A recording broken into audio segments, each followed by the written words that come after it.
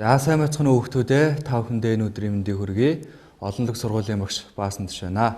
За өнөөдөр бид хүн өөрийн зургаас гол ба туслах дүрийг ялгаж сурнаа. За ингэхийн тулд бид хүн алтан загасны төрсөн өдөр гэсэн сэдв зургийг зурна. За багш нь одоо дэлгэцэн дээр алтан загасны найзуудыг гаргаж байна. За энд бол алтан загас маань бол маш олон найзтай байгаа. За та бүхэн маань одоо дэлгэцнээс харж байгаа бах. За 8 алж байна, хавч байна, далайн морь байна гэх мэтлэн маш олон төрлийн найзуудыг багш нь дэлгэцэнд гаргасан байна.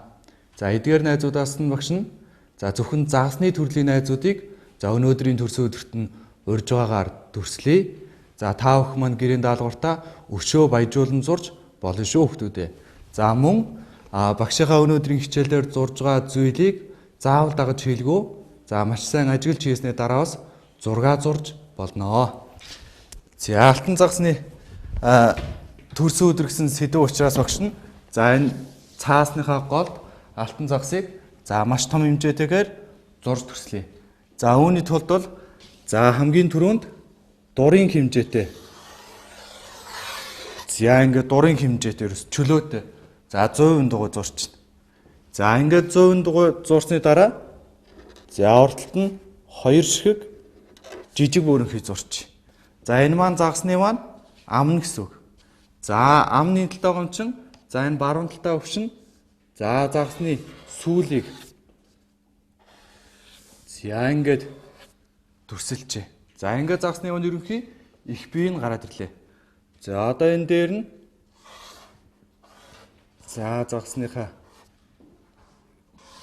бас нэгэн хэсгийг ингээд дүрслээд ерөнхийдөө алтан загас маань одоо бэлэн болж байна. За нүүрний үсгийг багш нь ингээд хуваачи. За загасандаа маш гоё том нүд зуръя. За нүд зурхтаа та бүхэн маань сайн нүдний гялааныг бол үлдээж авах хэрэгтэй. Ямар ч нүд зурсан нүдэн дээр нүдний гялаан гэдэг зүйл бол заавал үлдэжээвэл чиний зурагч маш гоё болно шүү хүүхдүүдээ. За ингээ алтан загасаа зурсны дараа одоо ингээ алтан загасны хайрцгийг ингээ өвчин хагас номон хэлбэрээр ингээ дүрслээд их биеийн дүрсэлжээ. За энийг бол та нар маань өөр олон аргаар дүрсэлж болно.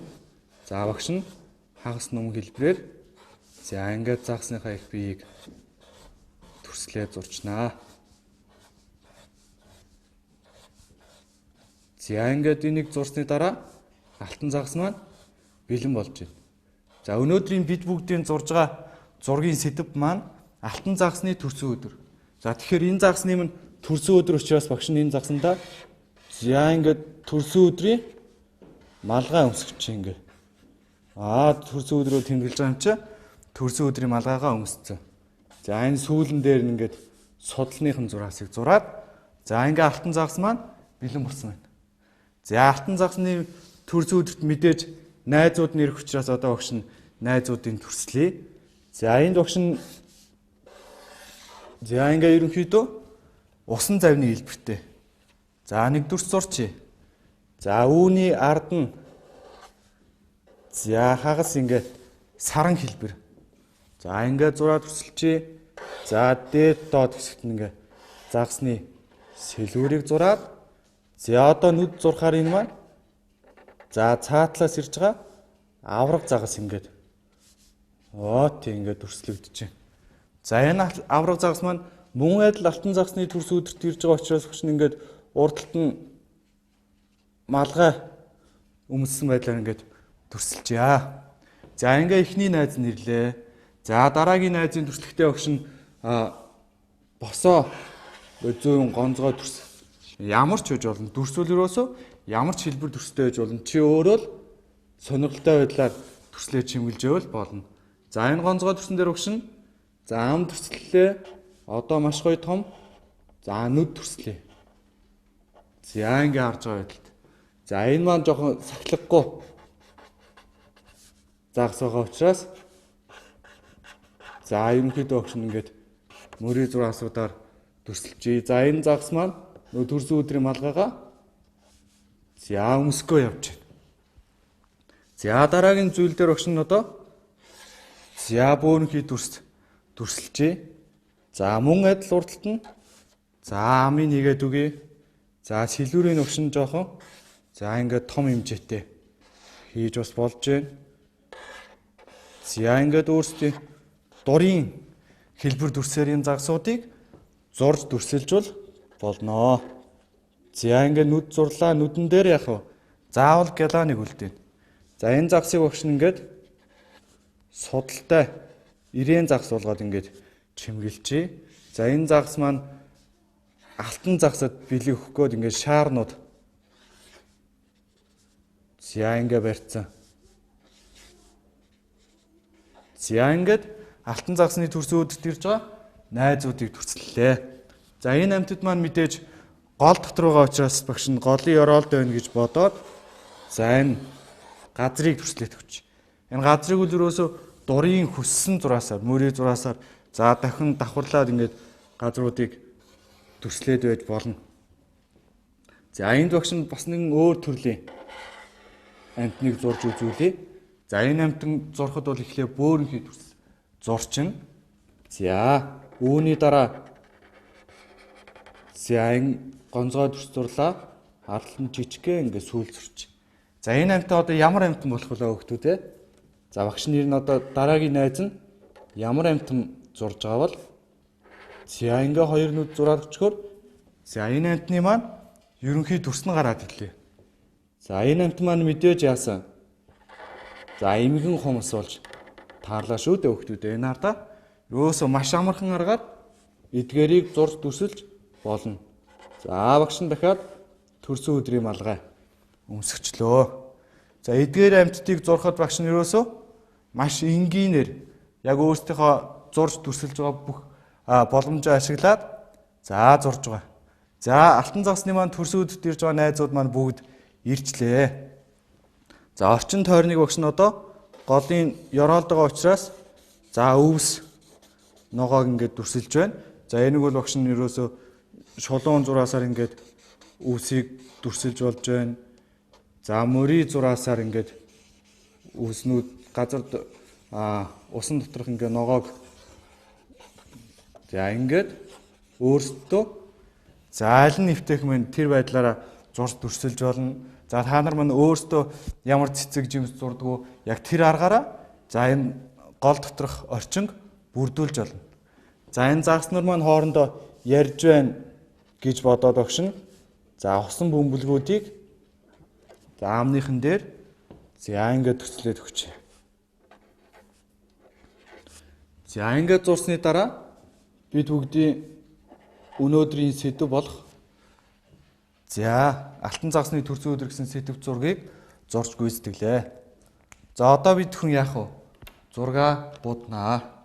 За мэдээж усан дотор байгаа учраас тухайн зургийг цэнхэр өнгөөр будаж дүүргэн. За тэгэхээр цэнхэр өнгөнд дотроо маш олон төрөл байдаг учраас та нар маань за аль болох цайвар цэнхэр өнгийг за сонгож аваад ерөнхий фоно буднаа.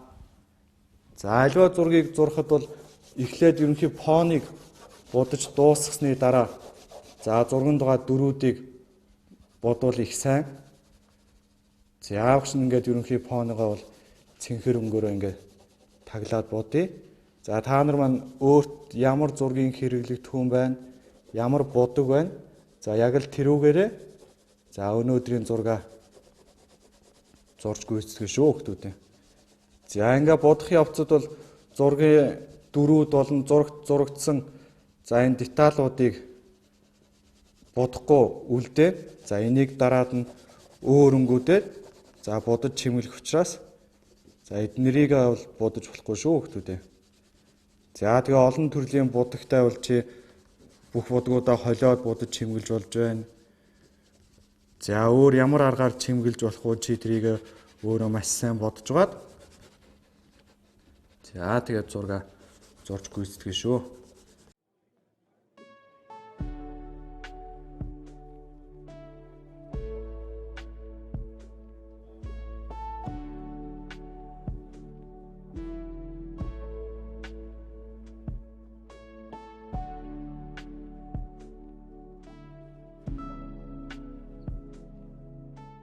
дууссаны дараа бол ургамлууд за газраа ажиллана. За түүний дараа за зургийн дөрүүд болох загаснуудаа за будаж чимгэлнэ.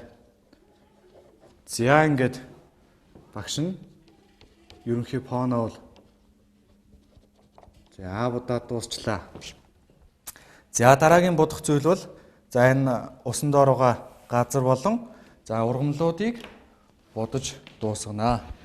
За эдгээр ургамлуудыг бол ногоо өнгүүдийг хоршуулан за шар өнгө өөр гоё ямар өнгөтэй ургамлыг чи усан дотор байгаагаар төрсөлмөр нь яг л тэр өнгүүдээрээ за будаад төрсөлж чинь энд юусоо маш амархан. За ингээд за багш нь зарим хэсгүүдийн шууд будахгүй цагаанаар үлдээж байгааг харж байгаа. За энийг бол багш нь одоо өнгө хольж будах гэж байгаа. За энэ ургамлуудын нэг талын за энэ ногоо өнгөөрөө багш нь одоо таглаж яан шүү дээ.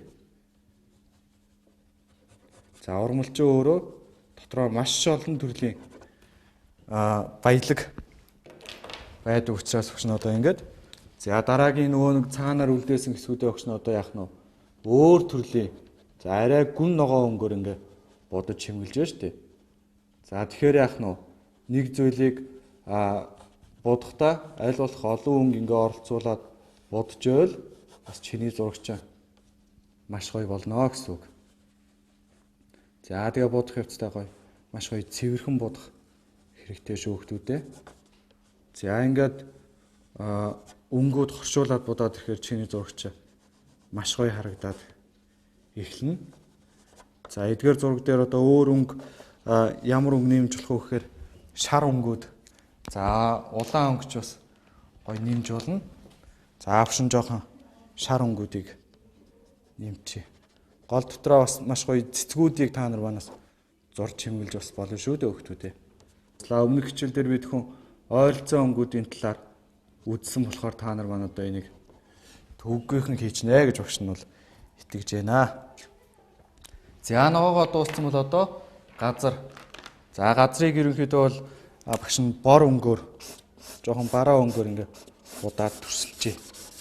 Мэдээж шороо маань за бордуу өнгөтэй байгаа учраас яг нь за ингээд та нар манай өөрсдөө ямар ч өнгөөр будаж чимгэлж болно. За энэ зургийн маань ерөнхий фон хэсэг үлдээд за амьтад маань за будагдаагүй үлдсэн. За одоо амьтдаа будаж дуусгана. За хамгийн түрүүнд алтан загсаа өгшин будаж дуусгая гэж бодож байна. За алтан загас маань маш гоё шар за шаргал за алтлаг өнгөтэй байх учраас өгшин ингээд энэ өнгөөр эхлээд за их биеийн тэр чигт нь за ингээ будаад төрсөлжээ. За ингээ будаад төрсөлжээ. За их бие будаж дуусны дараа за загсныхаа за аман хэсгийг дээж гоё улаан өнгөөр төрсөлжээ. За найзууд нь ирээд жахан ичсэн байна гэд за алтан загсаа өгшин хацрын жоох улаан мөл өгч ингээд. За ингээд ерөнхий биений хэсэг болчлоо. За дараагийн хэсэг бол за сүүлний хэсэг. За энийг багш нь улаан шар өнгөөр за будаад чимгэлж ингээд. За ингээ ерөнхийд нь алтан загсны маань ерөнхий бие гараад ирлээ. За энэ дээр загсаа өшөө гоё харагдуулахын тулд за энэ загсны хайрсуудыг за энэ сүүлэн дээр жоохоо ингээ ойролцоо өнгүүдийг нэмээд за зурааслаар ингээ чимгэлж болж байна. За энэ хайрснуудыг яах нь өөр гоё олон өнгүүдээр за магадгүй солонгийн 7 өнгүүдээр яах вэ? За ингээ чимглээд илүү чанга гоё амтан болгоод төрсөлж болно. За хайрцаг өгшин сая улаан өнгөөр төрсөлсөн бол за зарим хэсгийн за цэнхэр өнгөөр за зарим хэсгийн улаан шар өнгөөргээд за олон өнгөөр гоё алаглуулан хийгдсэн. За чиний алтан загас чинь маш гоё болоод. За гараад ирнэ. За ингээд багшийнхан зурж байгаа алтан загас маань ерөнхийдөө бол бэлэн болж байна. Малгайг за зураас л харахаар ерөнхийдөө бол за ингээд чимгэлчээ. Төрсөн өдрийн малгайнууд ч маш гоё өнгөтэй, маш гоё зурагтай байдаг учраас өгшин. За ерөнхийд нь за ингээд за тэгээ цайврыгаа өнгөөр. За ингээд алтан загас маань бэлэн боллоо. За дараагийн дүр маань за ард байгаа авраг загас маань. За авраг загасыг багш нь ерөнхийдөө бол сааралдуу өнгөтэй байна гэж бодоод за ингээд бодчихъя. За ингээд бодож явах явцдаа за үүнийг бас уусгаж болно. За ерөнхийд нь ингээд будсны дараа за цаасаар хөнгөөр за эсвэл гараараа ингээд за жоохоо уусгаад за саарл өнгө рүү ингээд ажиллуулж болж байна. За ингээд бид бүхний зурж байгаа саарл өнгөтэй за авраг загас маань бэлэн боллоо. За авч нь одоо мөн адил тэр дээр байгаа малгайг нь за ингээд гоё бодож чимгэлээ. За ингээ гоё шарамгтай малгай. За ард байгаа загсаа өгшин будъя. За энэ дээр байгаа хэсгийг бол гоё тод ногоо өнгөөр будаад чимгэлчээ. Загс нар маань юусоо ямар ч өнгөтэй байж болно. За манай дэлхий дээр ойролцоогоор 20,000 гаруй төрлийн загас бол байдаг. За тэдгээрээс бол та нар өндөө ямар ч өнгөтэй, ямар ч хэлбэр төрстэй загсуудыг бол өөрсдөө ингээ маш гоё зохиогоод зурж болно. За энэ загсны нүдийг өгсөн ингээд дээр нь тентцэн гэж бодоод шар өнгөтэй болгоод чимгэлжээ. За төрсөн өдрийн малгайг нь өгшин чернэл ягаан өнгөөр за будаад за дээр нь өгшин цэгээр чимгэл хийж ингээд. За ингээд малгай маань бэлэн боллоо. За эхний эмгэн хүнсийг бол өгшин жоо хойдлын хэсгийг за бор өнгөөр жоох ингээд төсөлжээ.